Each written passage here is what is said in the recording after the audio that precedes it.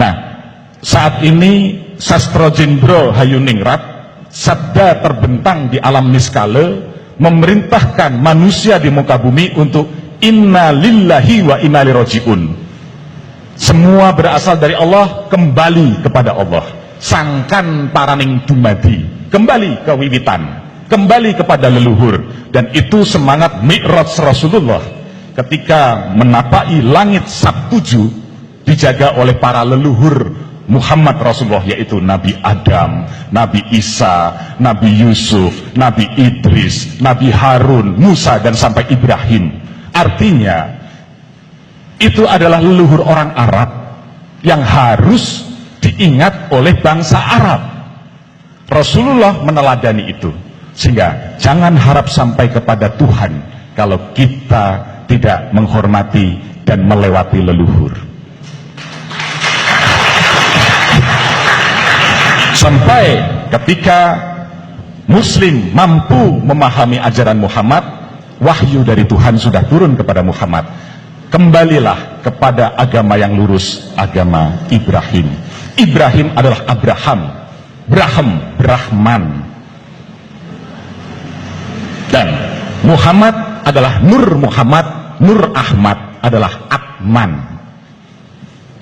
Di sini kejadian kehidupan manusia sejak dulu merupakan satu kitab, tinggal bagaimana manusia berpikir. Itulah tugas dari Allah kepada manusia yang tertulis di dalam Al-Quran.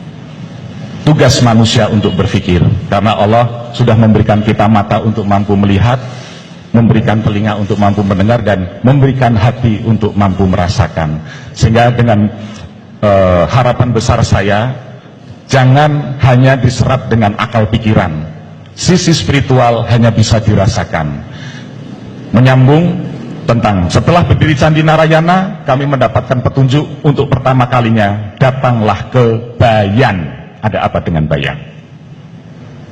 Nah, disinilah kami diantar oleh Pak Bagus Ogostuja. Dalam perjalanan ini kami ketemu dengan beliau, dan ini sudah menjadi satu ketetapan. Saya rasa tidak ada yang namanya kebetulan. Sehingga ketika kami menapak ke Bayan, kami melewati Suranadi, di mana beliau memberikan petenger sebagai ajaran Game Tirte. Kemudian di Bango, yaitu Game Buddha Pakse, dan di Bayan beliau menurunkan ajaran Game Seleme Wetu Telu. Ada apa dengan tiga hal ini? Betapa ternyata beliau dan yang di Jendra pada waktu itu merupakan satu sosok atau tokoh yang sudah pluralis, di mana Tirte sebagai lambang Siwa atau Wisnu, Buddha Pakse hakikat sebagai Buddha, dan Selama Wetu Telu di Bayan diturunkan dengan memberikan sahadatnya adalah sahadat Ibrahim. Ini yang menjadi PR bagi kita anak cucu. Ada apa? Itu semua sudah tertulis di dalam lontar. Ada prasasti bahwa beliau dan yang Nirata sudah ditetapkan menjadi majelis ulama sedunia dari keputusan para tokoh yang datang dari Vatikan, tokoh yang datang dari Cina, tokoh yang datang dari Arab, tokoh yang datang dari Belanda, dan yang di Jendra sudah ditetapkan menjadi majelis ulama sedunia. Ada apa Pak ini fenomena? Sementara para wali ketika itu di Jawa sedang mengadakan provokasi kepada Demak untuk menghancurkan Majapahit. Dan ini dimensi spiritual. Baru saja tadi saya ke Bayan dengan Pak Oge, mendapatkan jawaban saya, karena saya sedang melacak. Karena Kanjeng Sunan Kalijogo diam-diam ke Bayan Pak, sampai memutari pelabuhan Bayan itu 3 kali selama 3 tahun. Sekali setahun, di situ muncul suluk Mani, kedua kalinya muncul suluk Maot, ketiga kalinya muncul suluk Budiman. Ternyata kesempurnaan ilmunya beliau setelah beliau mendatangi Bayan. Ada apa Pak ini dengan Bayan? Ternyata diam-diam Pak, ini saya buka karena kita sudah harus membuka tabir spiritual Nusantara atau misteri Nusantara. Guru Kanjeng Sunan Kalijogo adalah beliau Dangyang Mirarde. Maka kalau di sana ada 2 makam, Pangeran Sangutpati dan Sayyid disitulah lambang pertemuan antara Danghyang Dwijendra dengan Kanjeng Sunan Kalijogo, dan itu sangat dirahasiakan. Disinilah saatnya tabir misteri Nusantara harus terbuka, karena dasar di dalam tasawuf Jawa, di mana dikenal Betal Makmur, Betal Muharram, Betal Mukadas, itu adalah buah swah, 3 alam yang ada pada diri manusia. Itu merupakan ajaran Danghyang Nirarde. Tidak ada di negeri manapun ajaran seperti ini. Betal Makmur yang dikatakan cipta, alam cipta. Di dalam kepala ada otak, di dalam otak ada manik, di dalam manik ada budi, di dalam budi ada nafsu, di dalam nafsu ada sukma, di dalam sukma ada rasa, di dalam rasa ada ingsun. Pencapaian rasa ingsun yang harus dicapai, Pak. Di alam rasa juga demikian, sehingga masing-masing ini yang dikatakan ada 7 unsur yang dikatakan nembusi bumi sapitu, langit sapitu. Ini yang harus menyatu. Kalau cipta rasa menyatu, maka karsa insya Allah akan baik, sehingga akan membuahkan karya yang baik. Tetapi kalau cipta berjalan sendiri tanpa rasa, jadinya carut marut seperti Nusantara seperti ini, karena hanya mendewakan akal.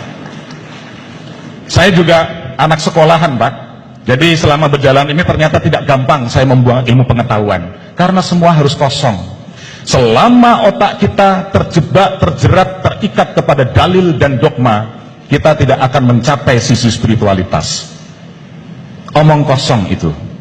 Maka ilmu tanpa laku adalah kesia-siaan belaka. Tapi laku tanpa ilmu terjadi penyimpangan. Sehingga berjalan harus berguru. Karena kalau tidak berguru, namanya pemimpinnya atau walinya wali setan, dikatakan begitu. Sehingga akan terjebak kepada penyimpangan. Jadi manusia hidup harus memiliki guru. Dan itu adalah sabda yang sudah turun sejak pertama Bhagavad Gita. Rahasia yang paling utama adalah ketika seorang Brahmacari bertemu dengan guru rohani sejati, seperti perjalanan Bima bertemu dengan Dewa Ruci, seperti pertemuan Nabi Musa dengan Nabi Khidir. Hakikat, Pak, syariat tanpa hakikat adalah kekosongan belaka. Sama, hakikat pun tanpa syariat itu bid'ah atau penyesatan. Sehingga dua ini harus berjalan. Disinilah konsep Siwa Buddha. Dua dat yang berbeda tetapi harus menyatu. Nah, intinya Pak, selama saya di Lombok ini, saya menemukan satu hakikat, 3 alam yang tadi saya sebut. Ternyata inilah implementasi dari jagat cilik, jagat gede. Sehingga Nusantara sebagai tubuh manusia, 3 alamnya ada di Jawa, Bali, Lombok. Inilah roh Nusantara. Jawa, Bali, Lombok adalah Jabal. Jabal itu adalah gunung yang kokoh, Jabal Nur. Segitiga. Segitiga adalah gunung. Segitiga adalah candi. Sehingga segitiga ini, gunung itu adalah lambang jati diri manusia. Sehingga ketika itu Nabi Musa pun ingin bertemu dengan Allah, pandanglah bukit itu. Ini yang menjadi kawruh di dalam meditasi. Ketika kita konsentrasi, kita harus melihat ujung hidung kita. Itu segitiga, Pak. Artinya kita memandang diri sendiri. Sehingga Lombok, kalau di dalam kawruh Jawa, di dalam ritual Jawa, dipasang paling atas pada tumpeng. Sehingga Lombok sebagai alam cipta. Sehingga saya bilang secara spiritual kami mendirikan Narayana, kemudian ada satu tetenger yang harus kami dirikan. Ini merupakan satu bukti yang tadi bapak-bapak sudah katakan, apa yang bisa kita perbuat. Apa yang bisa kita buat? Jangan tanya apa yang bisa kau dapatkan dari negeri ini, dari Ibu Pertiwi. Tapi tanyalah apa yang bisa kita berikan kepada Ibu Pertiwi. Disitulah konsep Dharma, Pak. Disitulah konsep bakti. Setelah manusia memahami ilmu yang tinggi sekalipun, ujung-ujungnya adalah bakti. Bakti adalah menggerakkan roda Dharma untuk menjalani karma, menggapai moksa. Tanpa roda Dharma ini bergerak, kita hanya menciptakan samsara. penderitaan yang berkepanjangan. Sehingga sebagai akhir kata, karena waktu sudah habis, mungkin bisa dilanjutkan pertemuan-pertemuan berikutnya. Intinya Pak, kami nyuwun pangestu kepada para bini sepuh di Lombok ini. Saya mumpung ketemu, saya ingin kula nuwun, karena banyak misteri yang harus digali di sini, yang harus ditindaklanjuti, diwujudkan, termasuk kita akan memindahkan lontar yang ada di Tebangu, disatukan dengan batu meteor di sana, karena ini akan menjadi sentral kekuatan spiritual Lombok, bahkan di Nusantara sekalipun. Maka cipta rasa yang kuat akan mampu menciptakan karsa yang baik, sehingga Bali dan Lombok tidak bisa lepas, karena Lombok sebagai lambang cipta, Bali sebagai lambang rasa, ini harus menyatu, yang harus masuk memberkati Jawa, karena di Jawa sekarang sudah tidak ada budi, karena Jawa itu jadi memuja hawa sekarang. Maka kami yang datang dari Jawa, kami butuh Lombok, kami butuh Bali untuk memberkati kami di sana, dan kami harus secara jujur mengakui itu. Saya bersahadat, saya mengakui, walaupun yang saya baca adalah syahadat dari Arab, tapi saya harus mengakui siwa Buddha. Karena hakikat Mataram yang apa saya baca di sini adalah Mataruman, yaitu ada kaitan dengan taruman negara. Inilah yang digadang-gadang. Karena suku Sasak di sini adalah Sasaka sebagai tonggak yang akan harus bertemu dengan Barat. Maka Bang Wetan harus bangkit bertemu dengan Bang Kulon, yaitu Sunda Wiwitan Sasaka Purwawisesa. Timur Barat harus menyatu, sehingga setelah kita bakti di sini, kita akan masuk bersama-sama dengan siapapun yang terhidayah di sini untuk bersama-sama bergabung dengan Sunda Wiwitan di Barat. Wabillahi taufiq wal hidayah. Wassalamualaikum warahmatullahi wabarakatuh. Om Santi Santi Santi Om. Iya. Tambah malam tambah semangat ya.